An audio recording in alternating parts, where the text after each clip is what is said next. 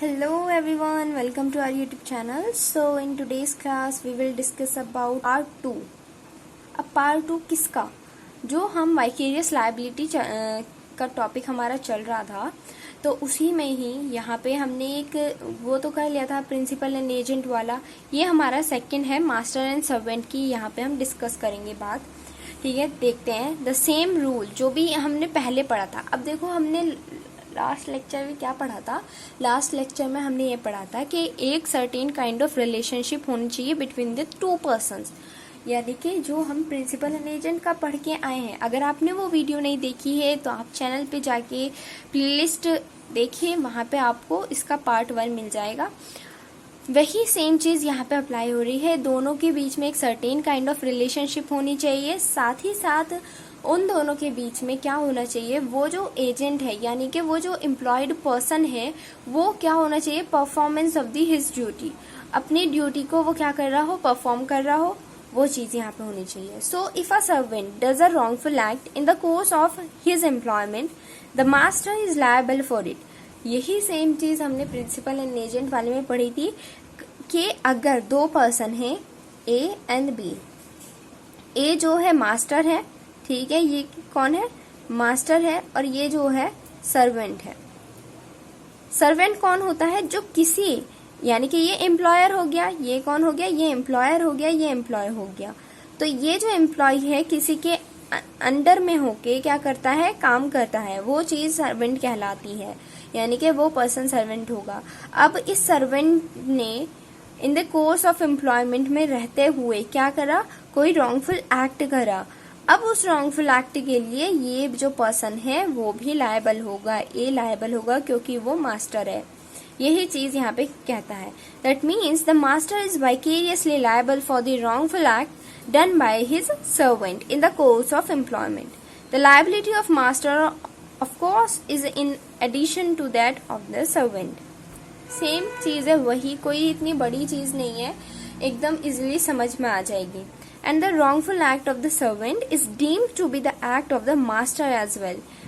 क्या कहता है ये पॉइंट ये कहता है कि अगर सर्वेंट रॉन्गफुल एक्ट कर रहा है तो वो समझा जाता है, ऐसा डीम्ड किया जाता है कि वो इस मास्टर ने भी खुद ने करा है. यहाँ पे अब कुछ लीगल मैक्सिम्स है, उससे हम और अच्छे से समझ जाएंगे. देखिए, सबसे पहली है कोई फैसिट पर एलियम फैसिट पॉसी. इसका क्या मतलब है, इट मीन्स अगर कोई पर्सन क्या करता है, कोई एक्ट करता है through another, is deemed in law to do it himself. देखिए, ये सेम चीज यही बताता है. ये एक पर्सन है, ये बी पर्सन है, ठीक है. अब ए, अगर कोई ए जो है मास्टर है या किसी भी जगह का ओनर है, किसी कंपनी का, ये उसके अंतर्गत काम करता है, तो यहाँ पे वही बात करी गई कि एक ऐसा पर्सन जो कि लायबल है किसी दूसरे के एक्ट के लिए, ठीक है, इसका कोई एक्ट है उसके लिए ये भी लायबल है. तो ये वाली मैक्सिम जो है बताती है. दूसरी मैक्सिम है रेस्पोंडेंट सुपीरियर. अब इसका मतलब क्या है, रेस्पोंडेंट सुपीरियर का मतलब होता है let the principal means master be liable. यहाँ पे एक बात और कहेगी कि अगर कोई भी पर्सन जो है मास्टर उस सेम पोजीशन में होता है जैसे कि वो जो एक्ट है वो उसके द्वारा किया गया है, ठीक है. यहाँ पे इन दोनों ही मैक्सिम से इनकी वैलिडिटी भी चेक की जाती है. वही सेम चीज़ यहाँ पे लिखी हुई है. और यहाँ पे क्या होगा, मास्टर एंड सर्वेंट में भी जॉइंट टॉर्ट फीजर कंसीडर किया जाएगा. ओके.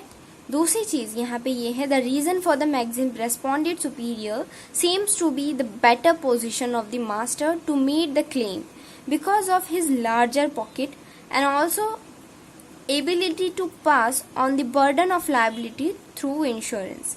वो क्या कर सकता है, रेस्पोंडेंट सुपीरियर की यहाँ पे वैलिडिटी ऐसे है कि मास्टर की बेटर पोजीशन होती है as compare to the servant. तो मास्टर जो है लायबिलिटी उसको शिफ्ट की जा रही है, बर्डन जो है उसको क्या कर दिया जाता है, वो इंश्योरेंस के थ्रू उसको कवर अप कर लेता है. वही सेम चीज यहाँ पे बताई गई. अब कुछ इसके एसेंशियल कंडीशंस हैं मास्टर एंड सर्वेंट की लायबिलिटी के. ये हमारा क्या चल रहा है, वाइकेरियस लायबिलिटी चल रहा है। अगर आपको अभी तक समझ में भी नहीं आया होगा तो आप इसका पार्ट फर्स्ट देख सकते हैं, जो कि हमारी प्लेलिस्ट में आपको मिल जाएगा। तो यहाँ पे देखें क्या इसके एसेंशियल्स कंडीशन है।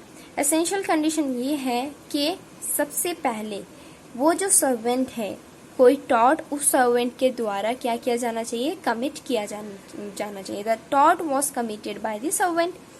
एंड नेक्स्ट चीज ये है कि with in the course of his employment में वो जो टॉर्ट है वो कमिट किया हुआ है। फॉर एग्जाम्पल एक ये पर्सन है, ठीक है, ये है सर्वेंट, ठीक है, और एक ये पर्सन है, ये है मास्टर।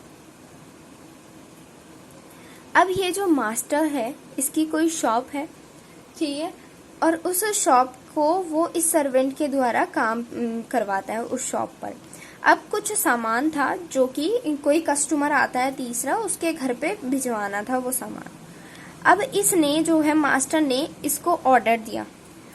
अब ये तो अपने एम्प्लॉयमेंट के कोर्स में हो गया, ठीक है, जब उसको ऑर्डर मिला कि इनके घर पे पहुंचाना है सामान को, तो इसने क्या चालाकी खेली, उस सामान में से कुछ सामान अपने दोस्त को दे दिया, ठीक है, इस दोस्त को दे दिया कुछ सामान इसने। तो यहाँ पे इसने टॉर्ट करा, ठीक है, कोई रॉन्गफुल एक्ट ऐसी तो हुआ, चोरी भी हो सकती है, ये तो चोरी भी है। तो यहाँ पे इसका ये जो वर्क होगा, रॉन्गफुल एक्ट जो होगा, उसके लिए मास्टर भी लायबल होगा कि भाई इसने with in the course of his employment में रहते हुए अपनी ड्यूटी को फुलफिल नहीं करा, तो इसके लिए ये भी लायबल है।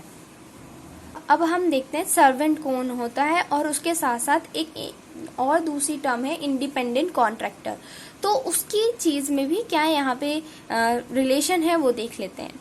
तो सर्वेंट जो होता है एक ऐसा पर्सन होता है, जैसे कि मैंने आपको पहले ही बता दिया कि वो एम्प्लॉयड होता है बाय अनदर, किसी दूसरे के द्वारा, to do work under the direction, ठीक है, डायरेक्शन में रहते हुए वो वर्क करेगा, कंट्रोल एंड डायरेक्शन में रहते हुए जो है वो वर्क करेगा। अब डायरेक्शन एंड कंट्रोल किसकी होगी, उसके मास्टर की होगी, ठीक है। दूसरी चीज, एक जनरल रूल ये है कि master is liable for the tort of his servant.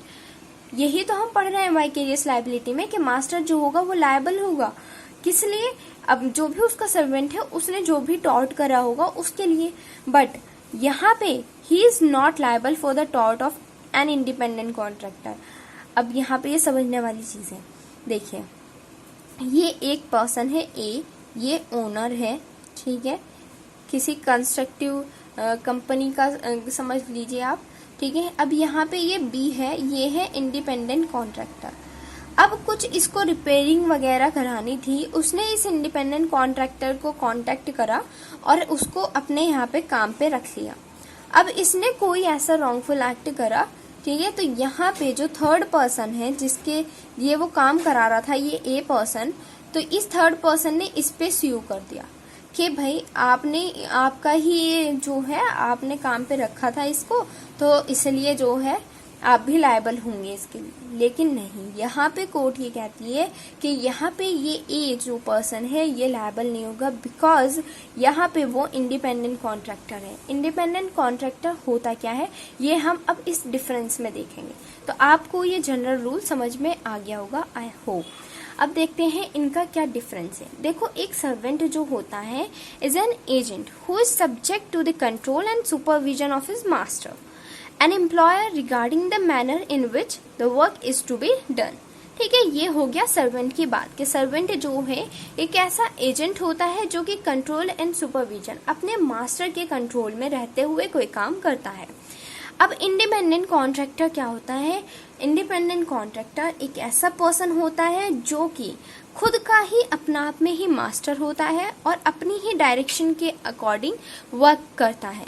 ठीक है, तो ये चीज आती है डिफरेंस दोनों के बीच में, सर्वेंट कौन है और इंडिपेंडेंट कॉन्ट्रैक्टर कौन है। इंडिपेंडेंट कॉन्ट्रैक्टर वो होता है जो अपने ही ऑर्डर के अकॉर्डिंग चलता है, जो किसी के डायरेक्शन के अंदर रहते हुए काम नहीं करता, किसी के कंट्रोल में नहीं रहता, वो पर्सन एक इंडिपेंडेंट कॉन्ट्रैक्टर होता है।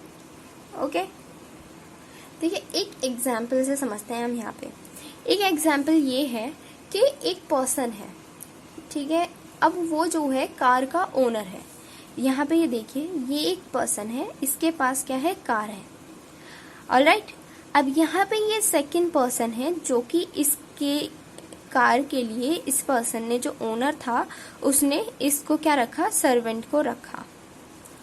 अब ये कार का जो ओनर है ये चला जाता है कहीं बाहर और इसने जो है अपनी गाड़ी को इसके हवाले कर दिया ड्राइवर के, जो उसका सर्वेंट था। अब ये सर्वेंट इसकी देखभाल करता है। अब इसने क्या करा, ये जो है इसको चलाता है, तो बीच में जो भी कोई लोग मिलते हैं उनको लिफ्ट भी दे देता है, साथ ही साथ लोगों को इधर ट्रांसपोर्टेशन का काम इसने कर लिया। ठीक है, सिंपली ये हम समझते हैं। अब कार का ओनर तो ये था और ये इसका ड्राइवर था। रॉन्गफुल एक्ट की वजह से या नेग्लिजेंटली इसका हो जाता है एक्सीडेंट। कुछ और पर्सन जो हैं, जो बैठे हुए थे, जिनको कहीं जाना था, ठीक है, वो जो है इंजर्ड हो जाते हैं।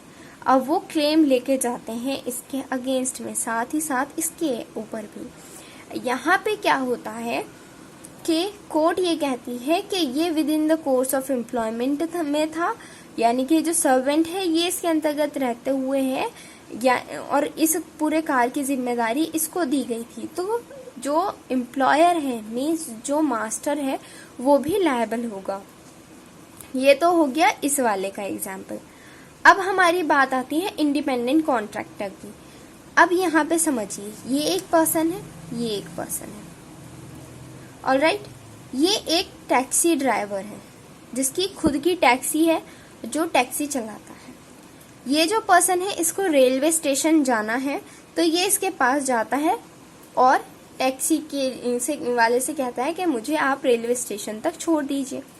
तो ये लेके जाता है। बीच में नेग्लिजेंटली कुछ भी होता है तो एक्सीडेंट हो जाता है, जिससे ये इंजर्ड हो जाता है। ये पर्सन इस वाले पर्सन के अगेंस्ट में, टैक्सी ड्राइवर के अगेंस्ट में क्या लेके जाता है, सूट करता है, सूट फाइल करता है, डैमेजेस क्लेम करता है कि मुझे तो डैमेजेस चाहिए, मैं इसकी नेग्लिजेंट वर्क की वजह से जो हूँ इंजर्ड हुआ हूँ। तो यहाँ पे कोर्ट ये कहती है कि देखिए, ये एक इंडिपेंडेंट कॉन्ट्रैक्टर है, ठीक है, आप इसके लिए ले गए, ठीक है, आप ये लायबल होगा।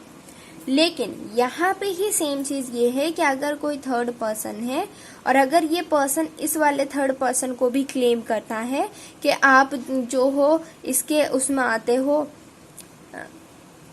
ये वाला पर्सन आपके कंट्रोल में रहते हुए वर्क करता है, तो यहाँ पे कोर्ट कहती है नहीं, ये पर्सन जो है इस चीज के लिए लायबल नहीं होगा, because taxi driver is an independent contractor. ठीक है, ये एक अपना आप में एक इंडिपेंडेंट कॉन्ट्रैक्टर है, तो आप इस थर्ड पर्सन को तो लेके ही मत आओ। तो ये चीज हमारी डिफरेंस हो जाता है सर्वेंट एंड इंडिपेंडेंट कॉन्ट्रैक्टर का। सो यहाँ पे अब हम देखेंगे केस लॉ, जो कि सेम उस चीज से डील करता है जो हमने अभी अभी पढ़ी है। क्या पढ़ा है हमने, डिफरेंस पढ़ा है सर्वेंट एंड इंडिपेंडेंट कॉन्ट्रैक्टर का। वही ये चीज कहता है कि employer is not liable for the acts of an independent contractor. अगर कोई एक इंडिपेंडेंट कॉन्ट्रैक्टर है, उसने कोई एक्ट करा है, उसके लिए एम्प्लॉयर लायबल नहीं होगा। ये चीज एक केस में हेल्ड हुई थी, Morgan versus incorporated central council 1936। देखिए इस केस में क्या हुआ था, जनरल मैं आपको फैक्ट्स बता देती हूँ। ये जो है एक पर्सन, ठीक है, वो जो है प्लेंटिफ जो है, वो जो है डिफेंडेंट के प्रीमाइसेस में विजिट करता है। अब वहां पे क्या होता है, वो जो लिफ्ट होती है वहां से गिर जाता है। लेकिन यहाँ पे ये जो डिफेंडेंट पर्सन है ना, इसने लिफ्ट की मेंटेनेंस का वर्क एक इंडिपेंडेंट कॉन्ट्रैक्टर को दिया था। ये जो प्लेंटिफ है इस डिफेंडेंट के अगेंस्ट में कोर्ट में जाता है, डैमेजेस क्लेम करता है कि इसकी वजह से मुझे ये इंजरी हुई है। यहाँ पे कोर्ट ने ये हेल्ड करा कि देखो यहाँ पे क्या हो रहा है, इंडिपेंडेंट कॉन्ट्रैक्टर की नेग्लिजेंस की वजह से आपको ये इंजरी हुई है, जिससे कि वो लिफ्ट जो है खराब हो गई या जो भी है टूट गई, कुछ भी हुआ, जिसकी वजह से आपकी ये कंडीशन है। डिफेंडेंट यहाँ पे लायबल नहीं होगा, क्योंकि डिफेंडेंट ने हायर करा था एक इंडिपेंडेंट कॉन्ट्रैक्टर। दैट्स वाई यहाँ पे डिफेंडेंट की कोई लायबिलिटी ही अराइज नहीं होगी। तो ये केस लॉ था इसके रिगार्डिंग। देखिए सर्वेंट का भी देख लेते हैं। सर्वेंट वाले में ये था कि act of servant within the course of employment, यहाँ पे ये केस लॉ ये था, नेशनल इंश्योरेंस कंपनी कानपुर वर्सेस योगेंद्र नाथ AIR 1982। इस केस में सेम वही चीजें हुई थी जो मैंने आपको एग्जाम्पल के थ्रू बताई, कि वो जो है क्या कर रहा था, ओनर जो है उसने अपनी कार जो है अपने ड्राइवर को दे दी उसके मेंटेनेंस के लिए, और वो जो है आउट ऑफ टाउन चला गया। उसके बाद वो उसकी देखभाल करता था, जो ड्राइवर है, ठीक है, किसकी, कार की। वहां पे वो एक पेट्रोल पंप पे गया तो उसने पेट्रोल वगैरह फिलिंग कराई। देन उसके बाद क्या होती है, 2 पर्सन आते हैं और उसकी कार को क्या कहते हैं, लिफ्ट मांगते हैं उससे, ठीक है। उसने लिफ्ट दे दी, लेकिन उसके टायर में कुछ ऐसी वो हो जाती है गड़बड़, जिसकी वजह से उनका एक्सीडेंट हो जाता है।